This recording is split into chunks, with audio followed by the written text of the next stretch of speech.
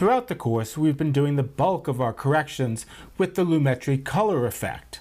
But I don't want you to forget that there are some amazing effects in the effects control panel, legacy effects that can often solve your grading problem even faster than using the Lumetri color panel. The effect that I want to work on here is I just want to do a quick white balance and maybe tweak the luminance. So I'm going to step over into the effects panel and type in fast, and I find the fast color corrector. I'm going to simply drop that on, and you'll notice in my effects control panel I have a giant hue wheel, but I have a little eyedropper that says, tell me what should be white.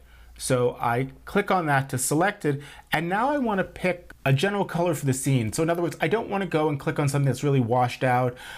I want this to be bluer and it looks too gold, so I'm actually going to click on one of the buildings.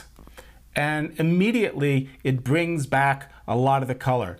Sometimes I do it a couple of times just to see if maybe another location gives me a better, more natural tone. So the ship actually worked much better.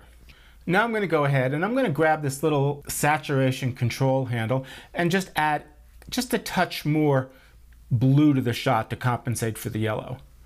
If I wanted to, I could go over here and grab this slider. And if you notice, it's kind of like blending even more blue in, so it blends between the original scene and all the blue. So really don't want to do a lot of that, maybe just a hair. The last thing I think I want to do with this is just scroll down, and I have some little sliders here. This is very different than the way we've been working with luminance prior to stepping into this effect. If you've worked in Lightroom or if you worked in Photoshop, you should be very familiar with these sliders.